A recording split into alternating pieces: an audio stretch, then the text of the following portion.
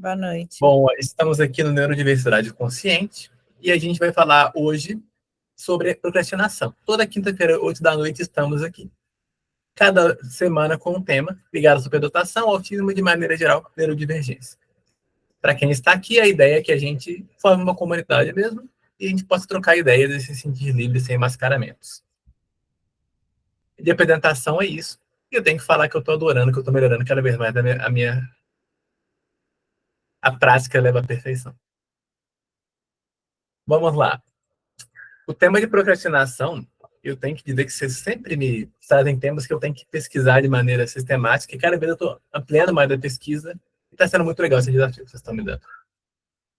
Porque para nós é muito legal ter desafios. E aí, o meu roteirinho, ele passou muito pela definição de procrastinação, porque a gente fala que a gente procrastina, mas nunca define o que é e nunca dá características para isso. E aí eu passei por artigos mesmo de procrastinação, trazendo causas e estatísticas gerais, sem a gente pensar na relação com a neurodivergência. E acreditem, na minha pesquisa, que não foi muito longa, deu umas meia hora no máximo, eu não achei pesquisas que relacionassem a procrastinação à neurodivergência. Olha que novidade, mais uma coisa que não tem pesquisa. E aí, de novo, eu tive que relacionar isso com a nossa questão. Praticamente, eu estou fazendo quase artigos em termos de conteúdo a partir de cada live. Daqui a pouco eu vou fazer um artigo por semana. E aí, o que eu entendi que vai nos permitir melhorar muito a nossa procrastinação a partir dessa escola? Quando a gente entende o que é procrastinação e a relação dela com a gente, fica mais fácil da gente trabalhar isso, sem lidar só com o conceito mesmo. E aí eu vou ler mesmo uma parte de um artigo que eu achei. A procrastinação refere-se ao atraso desnecessário e irracional de uma tarefa ou tomada de decisão, acompanhada de desconforto psicológico e emoções negativas como a culpa ou insatisfação. Que esse conceito ele traz uma coisa muito interessante, que é, para começar, ela não é racional. A gente sempre trata a procrastinação como algo racional. Não necessariamente é uma escolha, é uma coisa que a gente só faz. E vai vir mais do afeto ou de uma coisa externa, muito mais do querer. Então, a primeira coisa é a gente tirar a procrastinação desse lugar do eu quero, ou do eu tenho que racionalizar sobre, num sentido lógico. É muito mais, deixa eu me entender nesse processo de afetiva do que racional. Vai lá, Thaís. Uma vez eu vi o Wesley falando isso aí que você falou, o Wesley Delanogat. Ele disse assim que estava procrastinando uma tarefa, aí ele fez como eu fiz, mais ou menos nesse sentido aí que você está falando, parou para pensar. Sim. Por que eu estou procrastinando? Aí eu lembrei e fiz a mesma coisa. Tive que... Mas por quê? O que está acontecendo? Né? E aí eu acho que é mais ou menos isso aí que você está falando. O que está acontecendo? Por que eu estou deixando essa tarefa para depois? Aí é onde eu encontrei a resposta que eu te falei, que eu não estava entendendo como é que o professor estava dando a matéria. Sim, justamente. E aí, entendendo isso, a gente já corta uma barreira para a gente também parar a procrastinação. E aí, alguma das respostas possíveis para isso pode ser: eu não sei o que é. Vou procrastinar com consciência. Também é uma resposta possível. Quando a gente vê que não está conseguindo, dizer, tá, eu não estou conseguindo estudar, trabalhar, o que quer que a gente queira fazer, deixa eu passar meia hora realmente procrastinando de propósito. Porque, minimamente, se você não consegue, você dá um propósito para aquele tempo e corta o vazio. É uma coisa possível para a gente pensar. E, evidente, o que a gente já sabe na nossa vida como um todo traz prejuízos de qualidade de vida, de maneira geral. Eu também encontrei estatísticas que 80% dos estudantes procrastinam e 50% têm prejuízos significativos na vida por causa disso. Isso pode acontecer também para a questão de exames médicos e coisas assim. Está tendo um aumento da população geral nesse artigo. Eu tenho que pegar o ano dele direitinho para trazer isso para vocês posteriormente. E de 15 a 20% de adultos procrastinam. Eu estou falando de população geral e não estou pensando em neurodivergência, porque nem deve ter esses dados ainda. E aí, o que também é muito interessante da gente pensar sobre esse tema. É um conforto desconfortável estar procrastinando, porque a gente quer parar e ao mesmo tempo não quer parar. É aquela coisa, deixa eu só jogar um videogame, que está prazeroso, mas quanto mais eu jogo, mais o sentimento de culpa e vazio vem em mim. Mas ou ver uma série de Netflix, ou qualquer outro lazer que vocês coloquem. E não necessariamente é um lazer, às vezes a gente procrastina fazendo literalmente nada, só olhando para uma tela.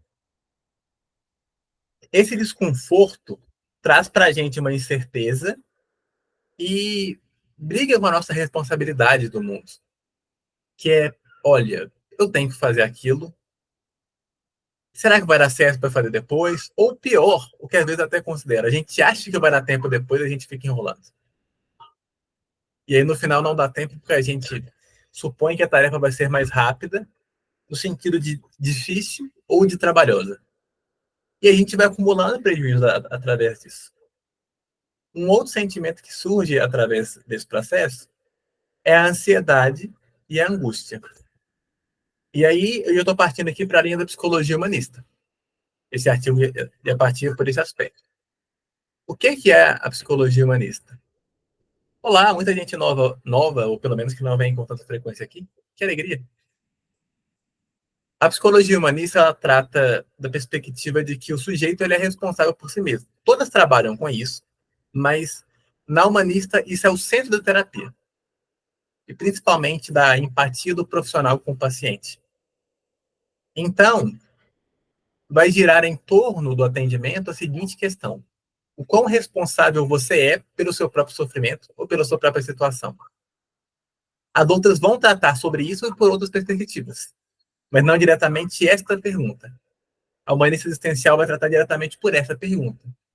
Por isso que também é uma terapia não tão diretiva, no sentido de que ela vai ter uma direção única. Então, o paciente ele pode tratar do assunto A na primeira, assunto C na segunda, e está tudo bem.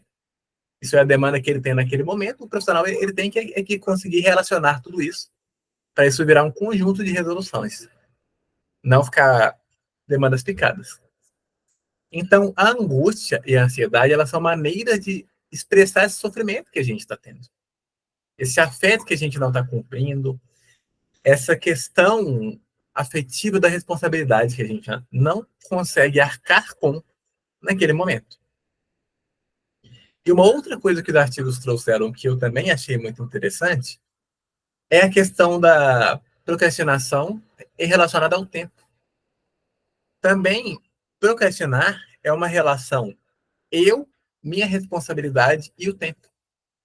Que é, eu, com o meu eu passado, dou conta. Eu, com o meu eu futuro, acho que isso vai ser possível. Só que o meu eu presente não consegue fazer nenhuma ação que deixa ferida esse eu passado, nem esse eu futuro. Muito menos o eu presente.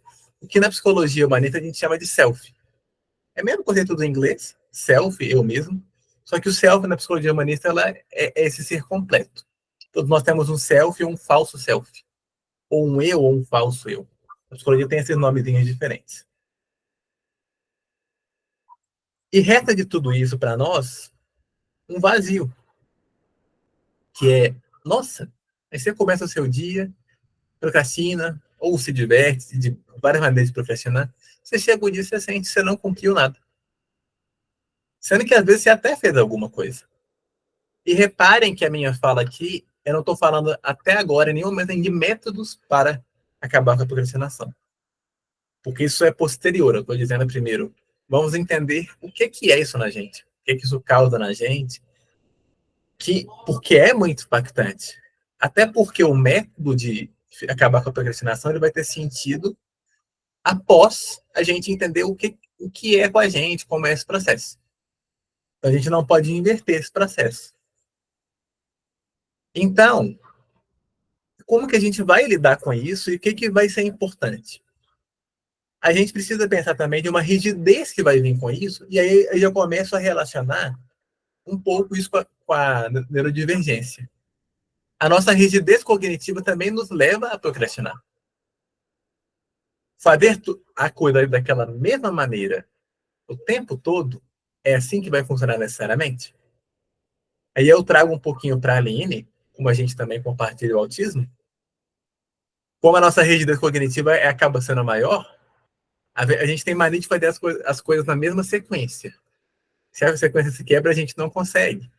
Na superdotação só, isso também acontece, só que numa intensidade menor e de maneira diferente, no sentido que dá para ter mais vias se você não tem o autismo. O autismo ele vai botar só uma via. A superdotação ela vai permitir várias. E aí a gente precisa de pensar nesse processo de, ok, eu também não preciso ser tão rígido, o mundo não vai ter que seguir esse mesmo padrão que o meu. Eu posso inverter as tarefas. Isso tudo vai nos dar um processo diferente. E aí eu vou evidenciar aqui o que a gente já sabe, que são as consequências mesmo disso tudo. A gente tem tarefas que atrasam e acumulam, o que leva a acumular e a dar mais tarefas. É um ciclo gradual horrível, que vai acumulando também questão de sentimentos. A questão também dos sentimentos que vão estar para nós, essa coisa afetiva, porque também a procrastinação ela vai trazer a questão do externo. É alguém que mandou eu fazer isso? Pensando em superdotação, o mandar ele é um impedimento para a gente. A gente faria alguma coisa de boa vontade quando alguém tira essa disposição, nos corta a opção, a gente faz com menos vigor. Ou às vezes nem faz. E aí, a gente também vai ter uma outra competência que é a gestão do tempo, que a gente pode ter ou não ter. E aí é aprender. Eu, por exemplo, passei vários anos trabalhando de maneira autônoma e eu tive que lidar com isso o tempo todo. De ter o meu tempo para mim, quando o tempo não é do outro, não é dominado pelo outro.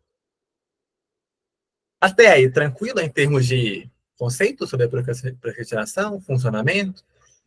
Até esse momento, a gente já tem conteúdo suficiente para a gente falar bastante coisa, que é da nossa preparação, de como a gente entende isso na gente. E agora eu vou mesmo entrar um pouquinho relacionado isso com o aparelho de divergência propriamente. Depois eu vou trazer um pouquinho de métodos possíveis, mas entendam que o método ele é só a ponta do iceberg para a gente mexer na procrastinação. A primeira coisa é a gente entender como isso nos afeta e o método que vai mais caber com a gente. E não a partir do método. Vai lá, Thaís. Uma coisa que eu vejo muito em mim é que no meio do caminho arborizo. Aí uma coisa se torna mais importante que a outra.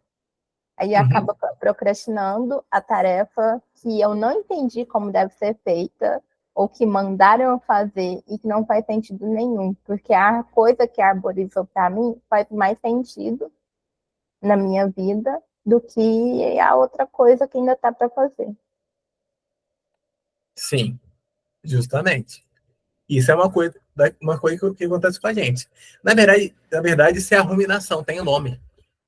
Ruminar é quando a gente pega esse pensamento arborizado e fica nas possibilidades mentais que eles vão surgir.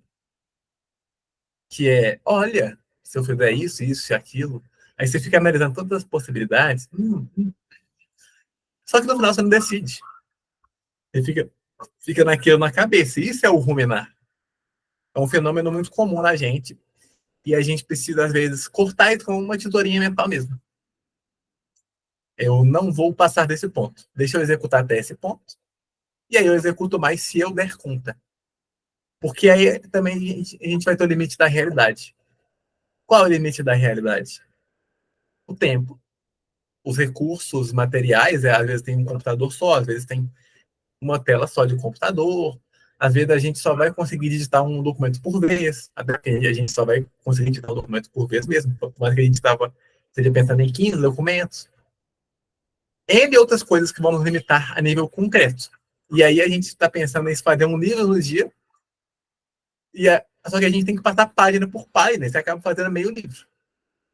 Não vai ter uma máquina de pensamento que pega, esse é o livro que vai sair. Essa máquina não existe pra gente. Até porque ele ia fazer vários livros ao mesmo tempo. Isso é uma máquina confusa.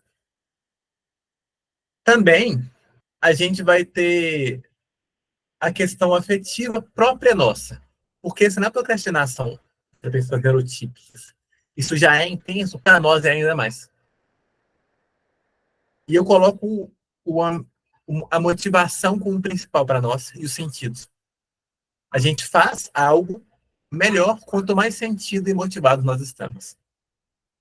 A motivação, sentido e fica para nós evidente, e para nós a motivação é ainda mais evidente.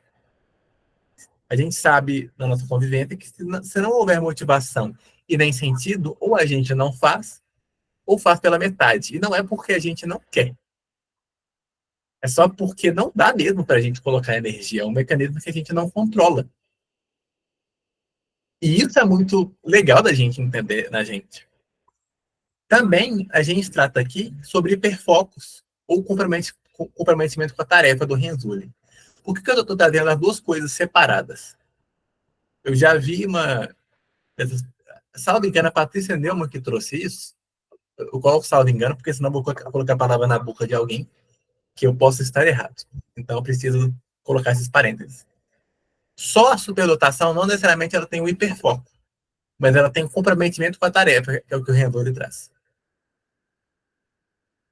Mas independente, essas duas coisas, em qualquer que seja o conceito, isso também nos dá um movimento. A gente faz muito aquilo que está em hiperfoco, e às vezes fica dias, horas, por vezes meses naquele processo, mas o que não é, a gente nem consegue prestar atenção, ou se distrai muito mais fácil. Esses elementos todos se relacionam com a superdotação de maneira geral, e autismo e assim por diante. E aí a gente precisa, então, entender o nosso próprio funcionamento, a partir desses conceitos todos. E eu vou dar um exemplo meu de como eu me entendi nesse processo. E vocês podem dar o de vocês também, porque vocês também funcionam da maneira de vocês, e sabem o que funciona ou não com vocês. E esse compartilhar vai tornar o nosso processo mais rico. Não é sobre ser bom ou ser ruim. É mais sobre como a gente pode se entender em grupo, mesmo levando para o individual.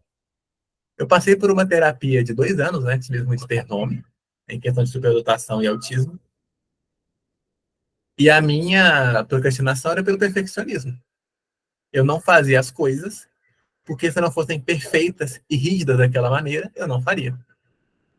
E eu estou falando de estudar para concurso e atividade física. O concurso não era meu hiperfoco, e a atividade física também não, mas era prazerosa. E aí meu psicólogo me trouxe o seguinte nesse processo. Rafael, fazer atividade física um pouco é melhor do que nada. Então, aquele meu plano todo da minha cabeça, de eu tenho que sair X horas, até X horas para fazer atividade física, não faria sentido se eu não saía. Até que eu comecei a fazer sem organizar e sem horários. Em dado momento nesse processo, principalmente pós-nomeação na minha vida, em termos de identificação e diagnóstico, eu entendi que eu, Rafael, não funciono com marcação mesmo de sequência de coisas, porque eu vou enrolar. Eu funciono com tarefas para fazer. Eu tenho a lista. Eu faço elas na ordem que for conveniente para mim naquele momento. E se eu tenho tarefas muito grandes, eu sei que eu vou demorar eventualmente. E aí eu criei várias grandes tarefas para mim que eu eventualmente paro e faço elas. Por exemplo, eu tinha um curso para fazer de marketing e psicologia que eu sentei e fiz ele num dia só. E ele era uma tarefa grande. Eu levei em torno de 3, 4 horas para fazer isso. E com isso me liberou para estudar para concurso, por exemplo, que na minha cabeça estava, eu tenho que fazer esse curso de psicologia, eu tenho que fazer estudar para concurso. As duas coisas são grandes. Eu não fazia nenhuma das duas, mas estava fazendo outras. Eu fiz esse da psicologia e me liberou o lugar para o concurso. Mas isso é como eu, Rafael, funciona. Eu não tenho material científico para afirmar que todo neurodivergente vai funcionar assim. Vai lá, Thaís. Isso é do autismo? A rigidez cognitiva mais forte é do autismo. O perfeccionismo, ele vem da superdotação. Mas pode ser só da superdotação também ou não se sobrepõe? Pode, com certeza.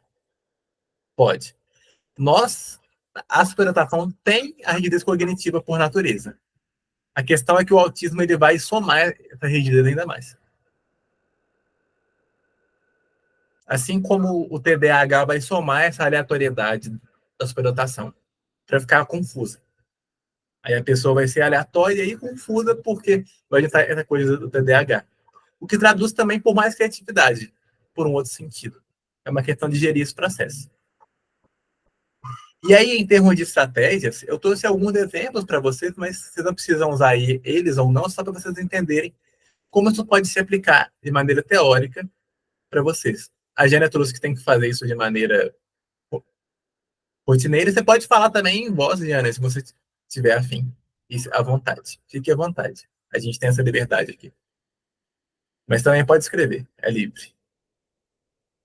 Os artigos também falam de suporte externo, entender sobre quando a gente não dá conta, pedir ajuda para o outro também, do tipo, outro, me acorda. Tô travado aqui nessa, me tira desse ciclo. Também isso é uma saída quando a gente não dá conta. E eu fiquei 2 anos nisso, vocês terem noção. Quando eu entrei nessa terapia, que eu me libertei dessa procrastinação, eu tentei 2 anos sozinho. Minha vida travou por 2 anos sem eu entender isso. Eu tive que entrar para o psicólogo para entender, Rafael, não é sozinho que você vai resolver essa. Depois dessa terapia, eu também não tento mais sozinho. Se eu travo 2 dias, eu falo, pera, procura socorro e sai dessa. Não se embola mais. Porque a lição também foi muito dura. Métodos possíveis. Teve um que eu vi em algum momento, que é o método de 2 minutos. Tudo que leva menos de 2 minutos, façam direto. Do tipo, responder um e-mail, ler uma mensagem, gravar um áudio. Isso também ajuda de várias maneiras. Métodos clássicos que estão sendo divulgados já há muito tempo, principalmente na tecnologia da informação, é do post-it, você cola o post-itzinho assim, na tarefa para fazer. Mas eu estou trazendo esses dois, vocês podem procurar N outros. Mais importante que o próprio método é vocês irem testando o que faz sentido ou não para vocês. Como a Jana colocou, ela não funciona por aleatório, funciona por rotina. Se ela já entendeu isso, beleza. Segue no caminho que ela já se entendeu. É o que a gente sempre fala nas nossas lives, de alguma maneira, que é nós somos nossa própria referência. Não olhar para os neurotipos para ver como eles vão funcionar. Olhe para você e vai ficar mais fácil. Claro, é uma experimentação que leva tempo para a gente chegar no resultado. Também é precisa paciência para a gente encontrar o que vai funcionando ou não, para não se frustrar nesse processo.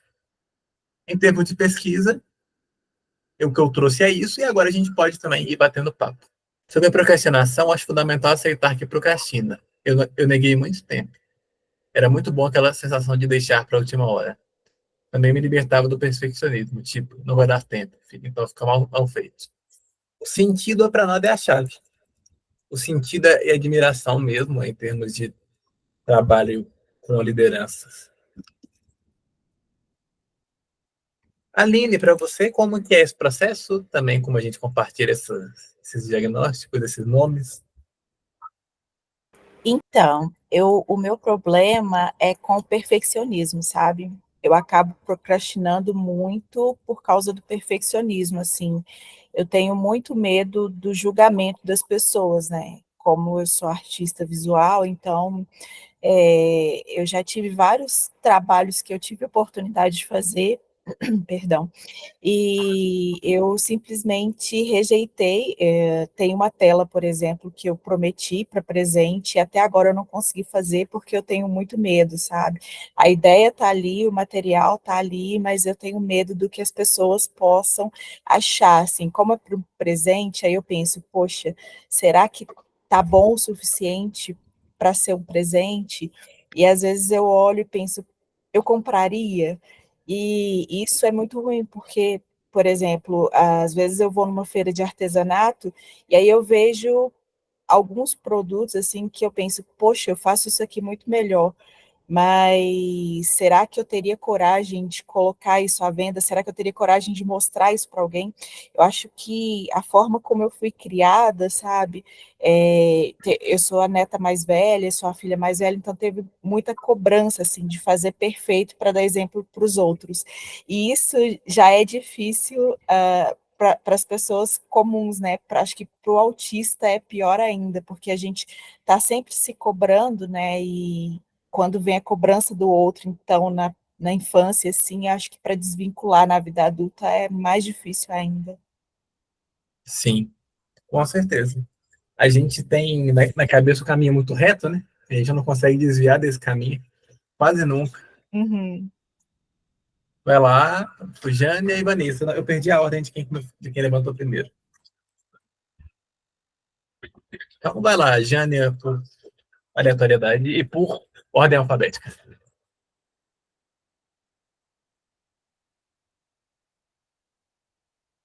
Jane. Então vai lá, Vanessa.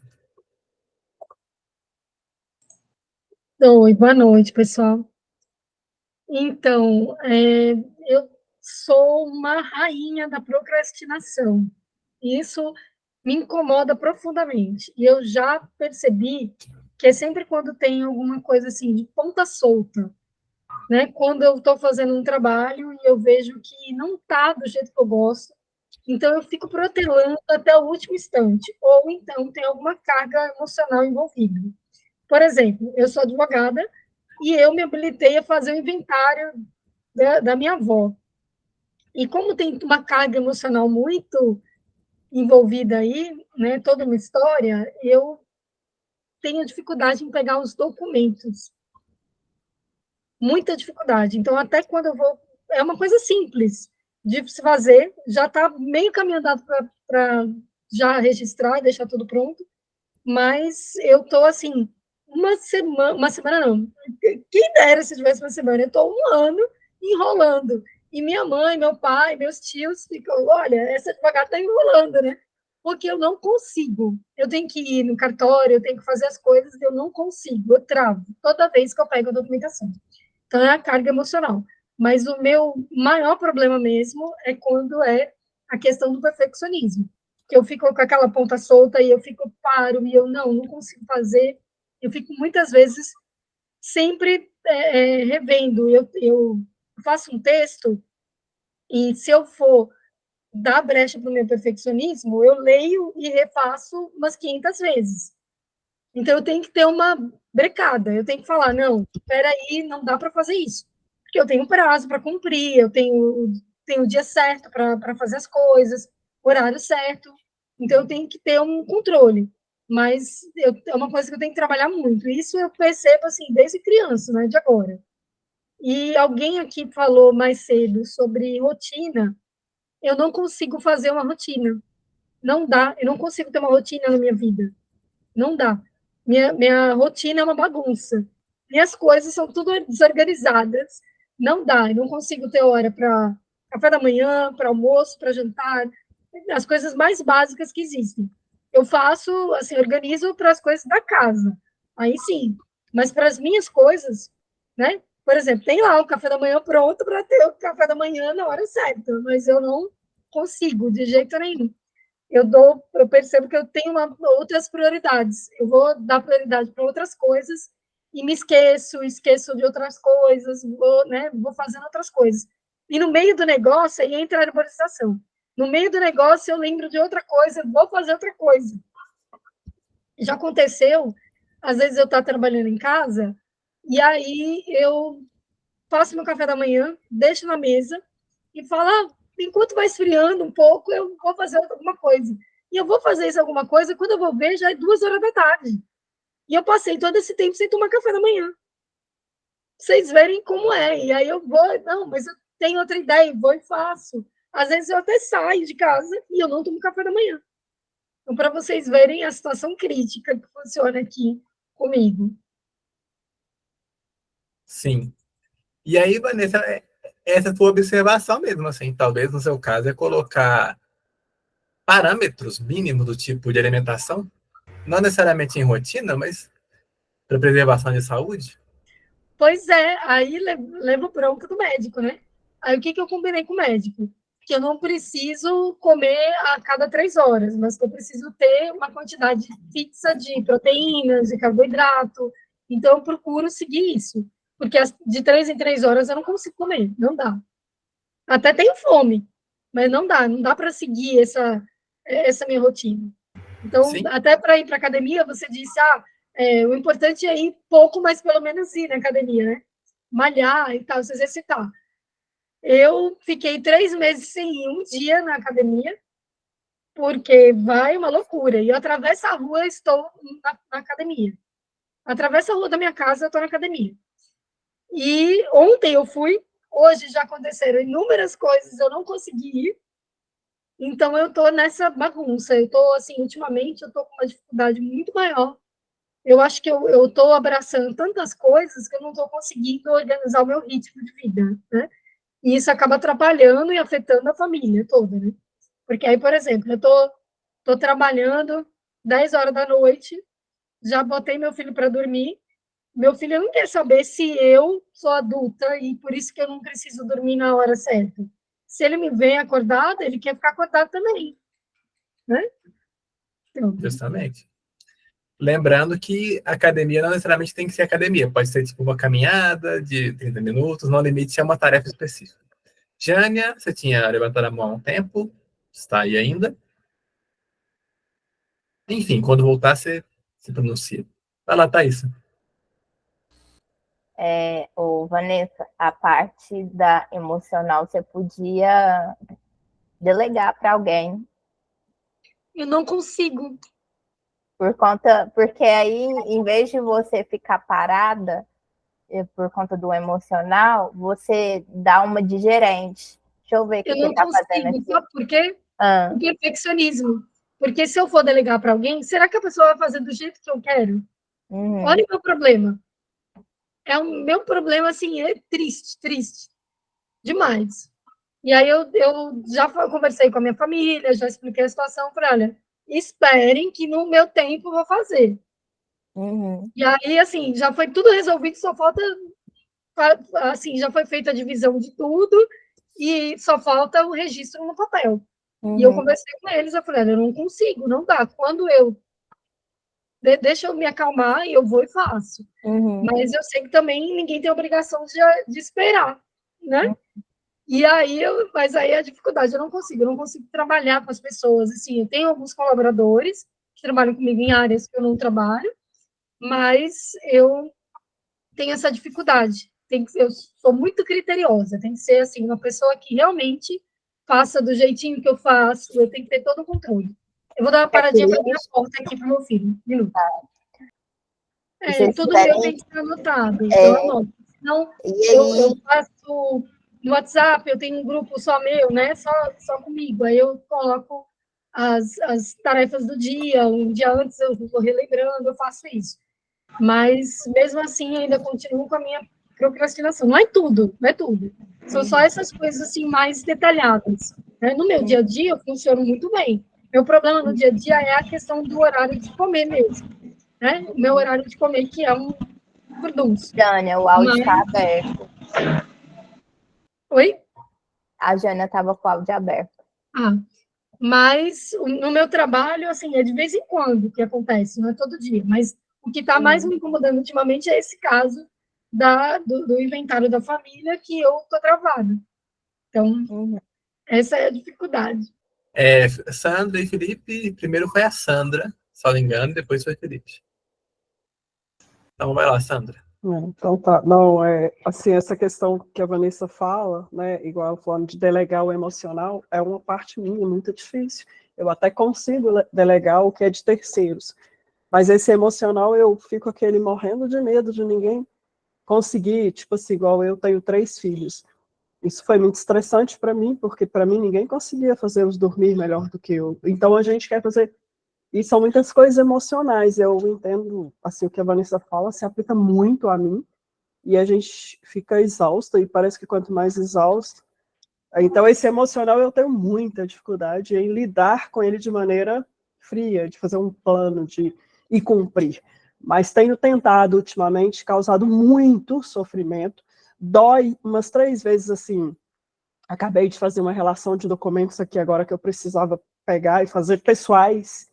Então, assim, eu tenho feito, tem doído muito, mas está cicatrizando. Então, assim, tenta fazer. É muito difícil, mas eu também tenho essa questão de me envolver com as coisas emocionais, com o que os irmãos estão fazendo, com o que os primos estão fazendo, tipo assim, como se eu pudesse, né, tipo, fazer melhor que eles, é meio assim, ou se eles fossem errar, sei lá, eu também te entendo perfeitamente. Quando a questão é emocional, eu tenho muita dificuldade de delegar, muita. Para vocês terem uma ideia, eu não pego mais casos de família, essas coisas assim muito pessoais, mas nenhum cliente. Eu só faço da minha, assim, pessoal mesmo, porque eu me envolvia emocionalmente tão, assim, enorme, né, o envolvimento, que eu ficava doente. Então, vamos supor, eu estou cuidando de um divórcio, eu estou cuidando de uma guarda, né, um processo de alimentos, né, de pensão. Eu me envolvia de uma maneira tão grande que eu adoecia de ficar de cama, não conseguia sair da cama. Então, chegou um momento que eu falei, não, chega, eu não vou mais pegar, né? Até teve cliente que se abusou por isso, mas eu falei, é uma questão que eu não vou fazer mais esse tipo de caso. Não dá, eu indico algum advogado, mas eu não tenho condições emocionais de cuidar de um caso desses. Então, eu parti para cuidar de processo de empresa, né? Então, eu cuido de processos empresariais.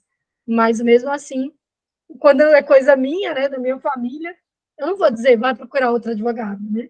Eu faço questão de cuidar.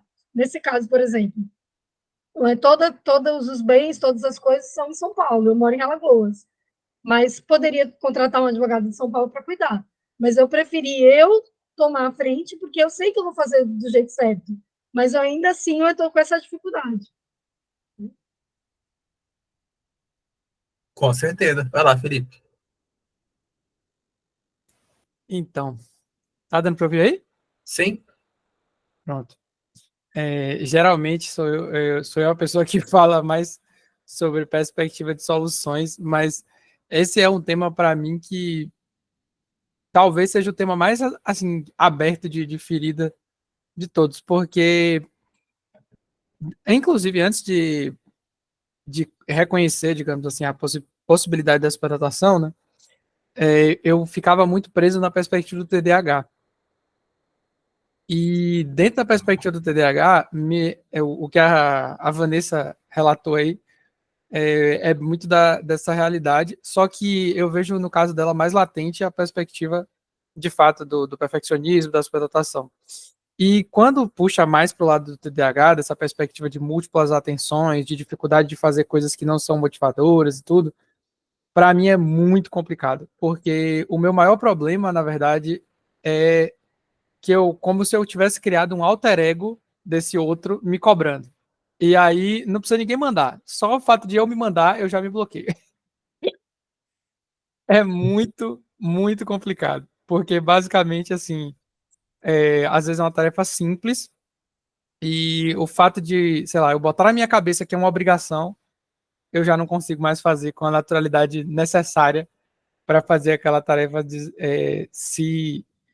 Então, assim, é muito difícil quando você cria um perfil, digamos assim, que você meio que reconhece a característica da procrastinação, mas você não se suporta. Porque esse é o meu maior ponto, assim, eu meio que me flagelo mesmo, eu me xingo, não cheguei a fazer automutilação, nunca tive essa perspectiva, mas eu já conheço pessoas também que têm esse tipo de comportamento, e é muito doloroso, porque é uma procrastinação recheada desse senso de justiça, de como é que posso dizer, de perfeccionismo voltado à perspectiva daquilo que é certo, né? Tipo assim, você sabe que você tem que fazer isso e você não faz. Então, é um negócio assim que eu não vi nenhuma teoria capaz ainda de me descrever uma possibilidade de como modificar essa crença de si mesmo. Aí eu estava, na verdade, trazendo isso mais para perguntar se tem mais alguém que se sente dessa forma e se de fato, né, coisas pequenas mesmo, como, sei lá, eu tenho um trabalho que eu tenho que, sei lá, só passar uma planilha e ver uma série de planilhas e colocar e planilhar alguns dados de pacientes com plano de saúde, e isso para mim passa meses até, sei lá, um ano sem fazer, porque eu fico me cobrando por me cobrar. É um negócio meio azucrinante, assim, de juízo. procrastinação para mim é um tema muito sensível. Vocês viram essa parada que eu digitei no chat? Acontece com mais alguém? Se acontece, socorro, que eu já pensei em até em tomar café para eu não bebo café, principalmente por causa dessa perspectiva sensorial. O sabor do café é muito forte, o amargo, nunca não consigo descer sem fazer, não é só cara não, mas é realmente não gostar de tomar, e querendo ou não, meu metabolismo é muito rápido, então é um diurético muito poderoso, me desregula todo tomar café. Mas sim, aí, olha que coisa interessante, se eu anotar a tarefa, geralmente acontece comigo isso, eu sei que a tarefa tá lá, e eu fico me cobrando, e aí eu fico me xingando, tipo, porque tá ali, eu sei, eu tenho um repertório, eu tenho tudo, mas eu não faço. E aí eu fico na noia. E tem uma parada muito interessante também, que é como eu falei, né? Essa coisa do ser quebrado. Por não conhecer, por não ter vivenciado a perspectiva da superdotação, é como se eu não tivesse criado a disciplina que eu sou capaz de fazer. Então, tipo assim, devido a toda essa perspectiva de déficit, eu sempre funcionei em déficit. Então, como que agora você diz para o seu cérebro, não, você é capaz, você consegue fazer? Então, é bem complexa essa junção.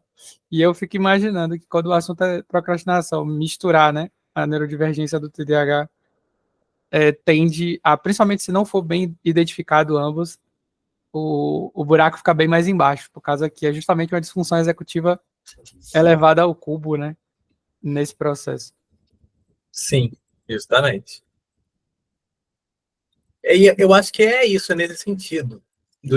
Vamos olhar para a gente mesmo. E não se julgar tanto, sem colocar esse peso. É muito mais sobre entender, isso funcionou, isso não funcionou? Ou até o que eu tenho vivenciado comigo mesmo, quando isso funciona, quando isso não funciona. Porque também não é uma coisa fixa e estática. E aí, Vanessa, você vai fechar a live em termos fixos, em termos de horário, e aí depois a gente continua no bate-papo aleatório. Tá virando uma rotina deliciosa. Rotina. Com relação ao café, eu tenho uma sensibilidade. Quando eu tomo café, eu fico com tremedeira. Eu fico assim, me sentindo tão elétrica que eu fico com tremedeira. Real mesmo, assim, de percepção fácil. Então, eu não tomo de jeito nenhum. Porque eu já sou muito rapidinha para falar, para fazer as coisas, então não dá. E eu tenho um aplicativo para me lembrar do horário de tomar água, porque foi o único jeito para poder realmente tomar a quantidade ideal. Mas eu tenho que ter agora para alimentação. O único momento que eu me alimentei no horário adequado foi quando eu estava grávida, que aí não tinha para onde fugir. Mas fora isso, de fato, não tem como, né? E deixa eu ver, eu ia falar mais alguma coisa, eu esqueci que eu ia dizer, gente. Depois eu lembro. Então, não vou poder fechar tão bem hoje, porque, olha, realmente eu esqueci que eu ia dizer, né? De fato. Então, passa adiante aí, quem quiser fechar melhor aí. O fechamento fica para a Natália. Vanessa, meu psicólogo chamou isso na minha época de terapia de obrigação obrigatória. Sim, lembrei que eu ia falar. Tá vendo como é? Então, quando eu tenho muita cobrança, eu não consigo funcionar. Eu me cobro, normal, porque eu já estou acostumada, mas se eu venho alguém me cobrando, uma cobrança assim muito grande, eu piro, não dá, não consigo funcionar de jeito nenhum, não dá.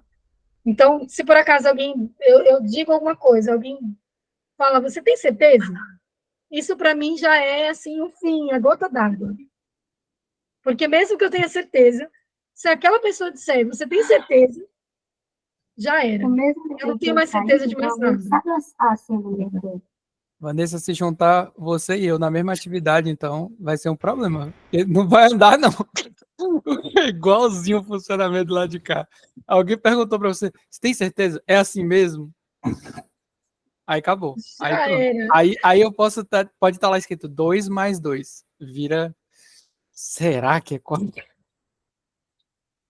Vai lá, Natália. Então, minha câmera está meio com problema, acho que de internet. Mas só para finalizar, o que a Vanessa falou é minha vida. Ela contou minha vida, meu dia a dia, sabe? É meu noivo que me dá água para beber. Ele me fala, Natália, toma água, e eu esqueço de tomar água, de beber água. Estou tão focada no que estou fazendo, que eu esqueço de beber água. Se tem que ter um trabalho para entregar, eu não como, tampouco. Meu dia a dia é muito louco. Eu dou para meu filho o horário que ele tem que comer, a comida está na mesa, mas eu não como. Eu como só quando tenho fome. E tem dia que eu não tenho fome, nem como. Quando eu vou perceber, meu noivo fica me cobrando. Quando eu vou perceber, eu comi nada. Comi fruta, talvez, no dia todo, entendeu? Então, tem uma, tipo assim, não tenho rotina nenhuma, eu vou fazendo o que dá na minha cabeça. O que eu tenho que cumprir todos os dias, eu cumpro. Eu não deixo de cumprir minhas tarefas obrigatórias. Mas tem outras tarefas que são fora da minha rotina que não consigo fazer. Muitas vezes é ligar para a CEMIG, para falar que precisa vir a trocar alguma coisa, entendeu? E eu deixo meses e meses, eu sei que é só ligar, entendeu? É só pegar o telefone e ligar, e não consigo fazer.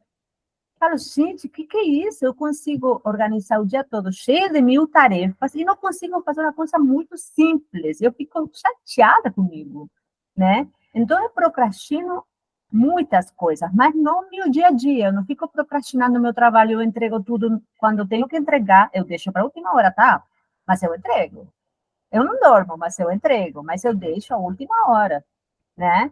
Então, é um pouco isso, e na última hora a gente fica no sufoco, não come, não toma água, não dorme, nada, né? Mas a gente entrega. Mas o procrastinar pequenas coisas que são importantes, por exemplo, eu fico procrastinando assim, eu vou fazer na faculdade, tenho que me inscrever para o Enem, aí fico enrolando, aí que eu faço na faculdade, eu fico em dúvida o que eu vou estudar, aí acabo procrastinando, não pesquiso nada, passou a data do Enem, não escrevi no Enem, não fiz nada, entendeu?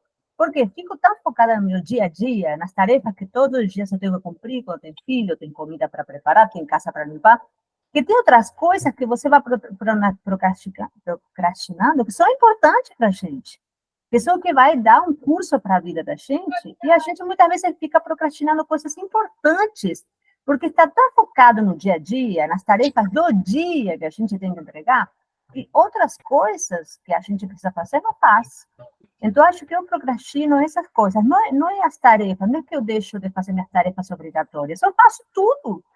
Eu faço tudo. Tudo que eu preciso fazer, eu faço. Mas outras tarefas que não são obrigatórias, que são algo para mim, né, que vai solucionar, que vai me ajudar, eu não faço. Marcar um médico, por exemplo, que eu preciso marcar, eu não faço, porque não é urgente, não estou morrendo, não é algo de vida e morte. É algo que tem que fazer, mas que não tem importância. E você vai procrastinar, passa 1 ano, 2 anos, 3. Depois você vê, passando 3 anos, você nem viu, né?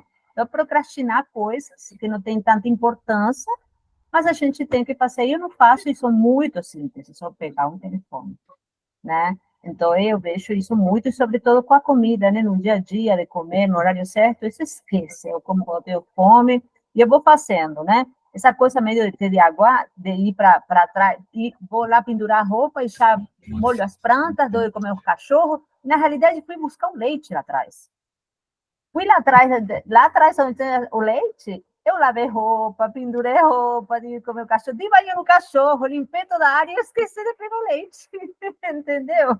Isso é muita loucura. Mas eu não tenho TDAH, eu acredito que não, né?